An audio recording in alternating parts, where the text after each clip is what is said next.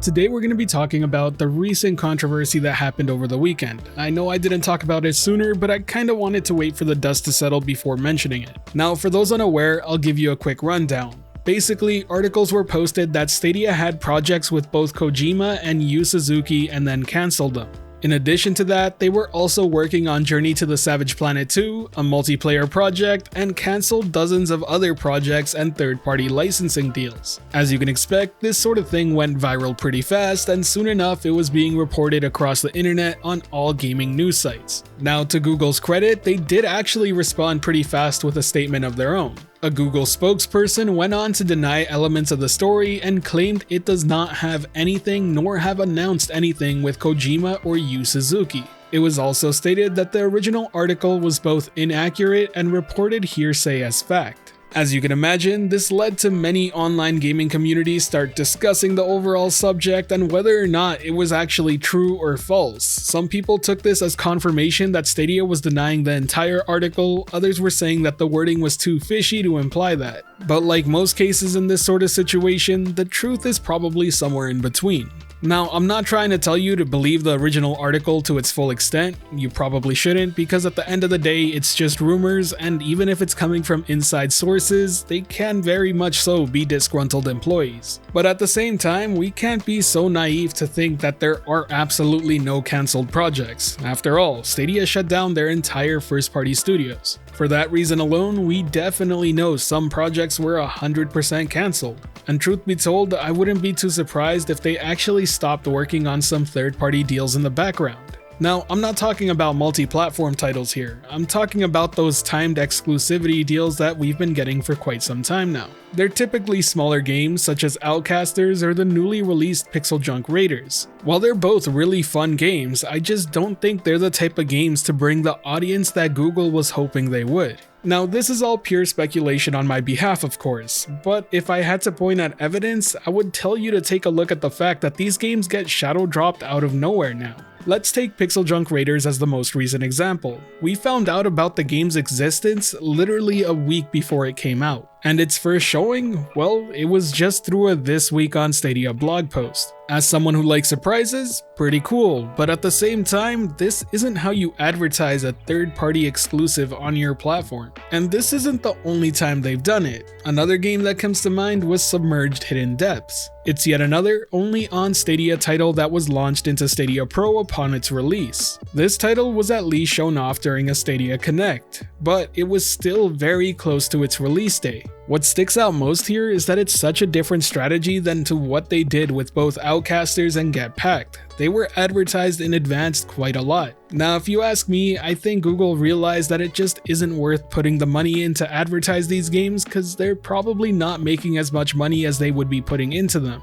I have no doubt that we'll still get some only on Stadia titles, especially since we're still waiting on the ones that were currently announced by Supermassive Games and Harmonix, but anything past that in the near future, I would say it's probably gonna slow down if not come to a complete halt. I think Google came to a very important realization when Cyberpunk 2077 was released. Big titles like that are what bring the masses to your platform, and we saw so much positive buzz about the Stadia version of the game that I have no doubt it increased the population of Stadia a fair amount. I would even argue that that game's release alone is one of the biggest reasons as to why Google's deciding to switch Stadia's focus. But now that we're on the topic of multi-platform titles, let's talk about the other quote-unquote reveal that was shared in the article. I didn't mention it earlier because this was a subject I wanted to tackle on its own. Apparently, Google's been paying tens of millions of dollars to secure third-party multi-platform titles for Google Stadia. Honestly speaking, I'm pretty surprised this part of the article was as big a deal as it was. And by that, I mean I'm not surprised that Google's paying a lot of money to get some of these titles onto Stadia. The pitch for Stadia isn't an easy one. The port job needs to be brought over to Linux, and it's not going to be cheap to convince someone to actually bring their game over to a platform with no population. It should be to no one's surprise that Google needs to cover quite a bit of the money, not just for the port, but the lack of sales that would even happen. Now, we still don't know official Stadia player numbers, but I can't imagine they're as healthy as we would like to think. Because if they were, I have little to no doubt we would know exactly what those numbers are. To top it off, it's not the first time we hear tens of millions get brought up. In fact, we heard it during the Capcom leaks that apparently Google has paid Capcom to bring over Resident Evil for $10 million. To be clear, that's still not official from either Stadia or Capcom, but it does fall in line. Now, I'm not here to try and tell you that Google isn't overpaying. I have absolutely no clue just how much a port would normally be for a company. But if all of this is true, it's further proof that Google is investing a ton of money into Stadia. So much so that they're willing to take a loss, because I have no doubt that that's exactly what's going on. I'm still of the mindset if they start securing the key titles that people want to see, it'll only benefit the platform in a big way. More so than any small indie title that happens to be only on Stadia at this point in time. That's not to say that they aren't important or that they can't end up doing more of those sometime in the future, but I think right here, right now, we need to start seeing those big games come over day and date. Only time will tell if that ends up being what's actually going on at Google Stadia, or if they plan to become a white label service like others are predicting.